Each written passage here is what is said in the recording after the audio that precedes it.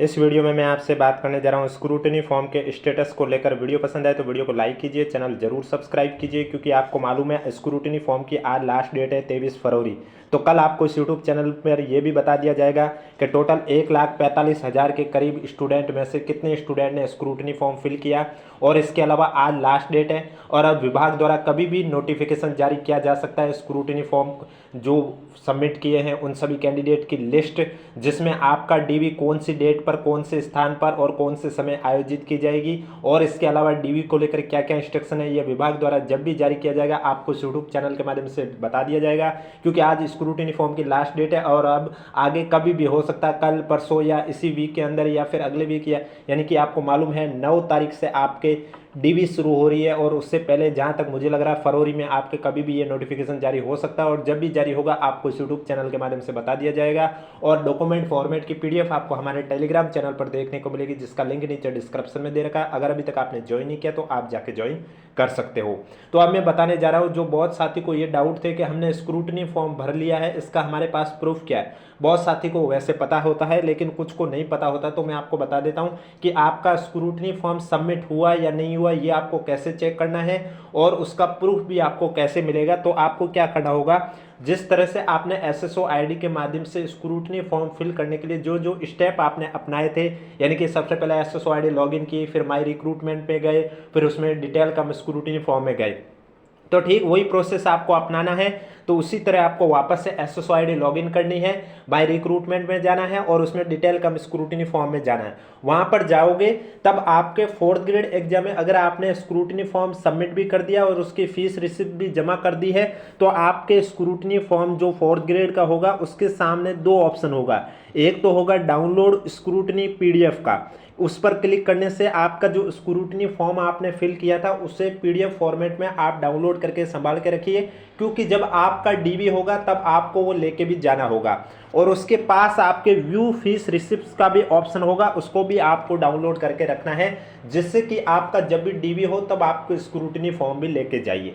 और इसके अलावा बहुत साथियों को ये भी डाउट था कि जो अटेस्टेशन फॉर्म है उस पर एक तो गैजेट ऑफिसर के साइन है, लेकिन जो फोटोकॉपी सेट लेके जाना या अन्य लेके जाना उस पर साइन होने चाहिए या नहीं होने चाहिए। देखो, मैं आपको पहले भी बता रहा हूँ, अभी भी बता रहा हूँ, अगर आपको किसी भी दस्तावेज में लेकर कोई भी डाउट है तो आप ऐसे कीजिए कि दोनों पेज पर गैजेट ऑफिसर के साइन करवा दीजिए और 2 पेज एक्स्ट्रा भी लेके जाइए जिस पर साइन ना हो, ताकि वहां पर जो मांगा जाए वो आपके पास अवेलेबल हो। वहां पर ये दिक्कत ना हो कि जो आपसे मांगा जा रहा है वो आपके पास है नहीं और उसके बाद फिर से आपको चक्कर निकालना पड़े। तो इससे बेटर यही है कि आप 2-3 दस्तावेज ज्यादा लेके जाओ, कोई दिक्कत नहीं होगी। वहां पर जो मांगा जाए वो आप दे देना, जो नहीं मांगे जा रहे वो आप वापस लेके आ जाना। ओरिजिनल डॉक्यूमेंट भी आपके चेक किए जाएंगे, ओरिजिनल डॉक्यूमेंट आपके वापस आपको दे दिए जाएंगे, लेकिन जो फोटोकॉपी ओरिजिनल डॉक्यूमेंट के जो सेट होंगे वो फोटोकॉपी सेट जमा होंगे।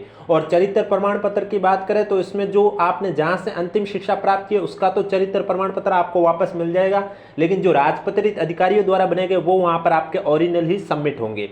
इसके अलावा आपके 9 तारीख से जो शुरू होने जा रहे हैं डीवी, उसको लेकर जब भी यानी कि 9 तारीख को जिनका भी डीवी होगा उन सभी से राय लेकर आपको यूट्यूब चैनल के माध्यम से जरूर बताया जाएगा कि डीवी का प्रोसेस शुरू से लेकर अंत तक किस तरह से रहा है, किस तरह से एंट्री मिली है, किस तरह से डीवी की प्रक्रिया रही है और किस तरह से एग्जिट आप हुए। तो वो सब प्रोसेस आपको यूट्यूब चैनल के माध्यम से जरूर बताया जाएगा। इसलिए अगर अभी तक आपने चैनल सब्सक्राइब नहीं किया तो चैनल जरूर सब्सक्राइब कर लीजिए। और जाति प्रमाण पत्र और मूल निवास प्रमाण पत्र को लेकर मैंने आपको पहले भी बताया था कि घबराने की आवश्यकता नहीं है। अगर आपका मूल निवास प्रमाण पत्र एप्लीकेशन फॉर्म की लास्ट डेट के बाद का बना हुआ है तो कोई बात नहीं, आप शपथ पत्र प्रस्तुत कर देना, कोई दिक्कत नहीं आएगी। और इसी तरह जाति प्रमाण पत्र भी अगर आपके एप्लीकेशन फॉर्म की लास्ट डेट के बाद का बना हुआ, आप शपथ पत्र दे देना, कोई दिक्कत नहीं होगी। और अगर पहले का बना हुआ है तो SC ST के लिए तो एक बार बना हुआ जीवन पर्यंत वैलिड रहता है, लेकिन अगर आप OBC कैटेगरी हो या फिर MBC category, non creamy layer, EWS category से और आपका जाति प्रमाण पत्र 1 साल से ज्यादा पुराना हो गया है तो इस बीच आपको क्या करना होगा, जो पुराना है वो भी लेके जाना होगा और नया भी बनवाना होगा।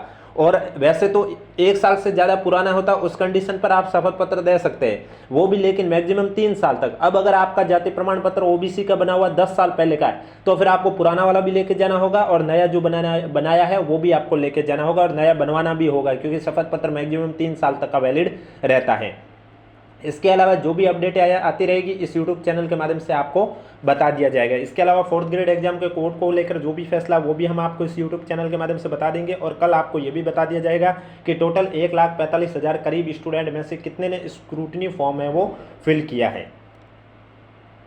और अगर किसी को ये लगता है कि भाई किसी के मार्कशीट या अंक तालिका में नाम में कोई दिक्कत है, त्रुटि है, स्पेलिंग में मिस्टेक है, तो उसके लिए आप शपथ पत्र प्रस्तुत कर सकते हैं, कोई दिक्कत नहीं होगी। और डीवी जिनका डेट यानी कि जिस डेट में आपके डीवी डेट जारी होगी, जब विभाग द्वारा शेड्यूल जारी किया जाएगा और उस डेट पर अगर आप डीवी करवाने नहीं पहुंचते किसी भी कारणवश, तो घबराने की आवश्यकता नहीं है, क्योंकि एब्सेंट कैंडिडेट को 2 अवसर दिए गए हैं।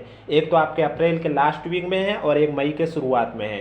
यानी कि तो अगर आपके डीवी के जिस टाइम में अगर आपका देखो जो समय दिया गया उसमें अगर आपके कोई बीच में अड़चन नहीं आ रही तो आराम से डीवी करवाने जाइए।